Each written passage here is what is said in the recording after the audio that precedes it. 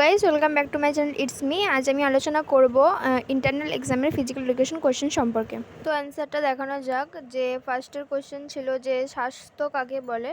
তো হুয়ের মতে স্বাস্থ্য কাকে বলে বা স্বাস্থ্য কাকে বলে একই জিনিস। তো হুয়ের মতে স্বাস্থ্য হলো সম্পূর্ণ শারীরিক মানসিক সুস্থতার অবস্থা। কেবলমাত্র দেহ সুস্থতা নয়, সর্বাঙ্গীন সুস্থতাকে বোঝানো হয়। তারপরের কোশ্চেন আছে হু আর হচ্ছে ইউনেস্কোর ফুল ফর্ম। হু হচ্ছে ওয়ার্ল্ড হেলথ অর্গানাইজেশন এবং ইউনেস্কো হচ্ছে united nation educational and scientific and cultural organization. ঠিক আছে। ডেঙ্গুর প্রতিরোধ কীভাবে করা হয়?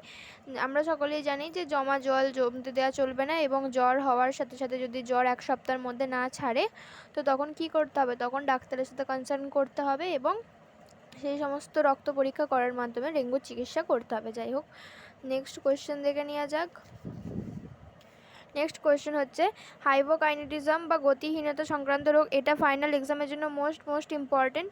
হাইপোকাইনেটিজম বা গতিহীনতাজনিত রোগ বলতে বোঝে শারীরিক নাড়াচাড়া কমে যায় বা ধীরে ধীরে হয়। এটি সাধারণত মস্তিষ্কের বেসাল গ্যাংলিয়া অঞ্চলে সমস্যার কারণে হয়, যা পেশি নিয়ন্ত্রণ করে। এর প্রভাবে নিউরোট্রান্সমিটারের নড়াচড়া কমে যায়। নেক্সট কোয়েশ্চেন সাইকোলজি স্ট্রেসের দুটি কারণ। সাইকোলজি স্ট্রেসের দুটি প্রধান কারণ হচ্ছে একটা বড় কারণ, একটা বড় পরিবর্তন, একটা ছোট পরিবর্তন। জীবনে বড় পরিবর্তন কী হতে পারে? বিয়ে হতে পারে, চাকরি হারানো, কারোর প্রিয়জনের মৃত্যু বা যে কোনো কারোর মৃত্যুতে আমাদের মন প্রচুর শকড হয়ে যায় এবং আমাদের কিছুই ভালো লাগে না, মানে সব দিক থেকে আমরা কীরকম বেসামাল অবস্থা হয়ে যায়। আর ছোটো কারণ হতে পারে ছোটো ছোটো কাজ, মানে ছোটো ছোটো জিনিস যেটা প্রতিনিয়ত হয়, কাজের চাপ, ট্রাফিকের সমস্যা ইত্যাদি।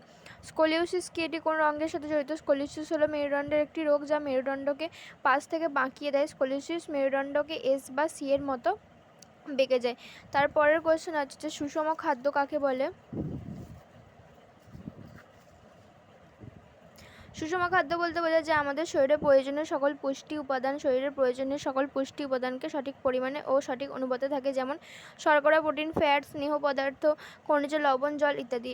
এই সুষম খাদ্যের গুরুত্ব কি? না, সুষম খাদ্য হচ্ছে দেহের জন্য অপরিহার্য। ইহা রোগ প্রতিরোধে সহায়তা করে, শরীরে পর্যাপ্ত শক্তি সরবরাহ করে। তারপরের কোয়েশ্চেন আমরা দেখে নিতে পারি ম্যাক্রো বা মাইক্রো নিউক্লিয়েন্ট বা নিউক্লিয়েন্ট কি?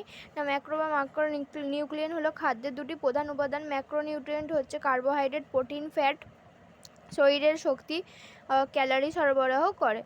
আর তারপরে কোয়েশ্চেন হচ্ছে ফিজিক্যাল ফিটনেস বলতে বোঝায় সাধারণত শারীরিক সক্ষমতা বা ফিটনেস বোঝায়। এটি একটি অবস্থা যা একজন ব্যক্তির দৈহিক কাজ, তারপর খেলাধুলা, অন্যান্য শারীরিক কার্যকলাপের ক্ষমতাকে নির্দেশ করে। আর তারপরে কোয়েশ্চেন ওয়েলনেস হলো একটি শারীরিক, মানসিক, সামাজিক সুস্থতার একটি সমন্বিত অবস্থা।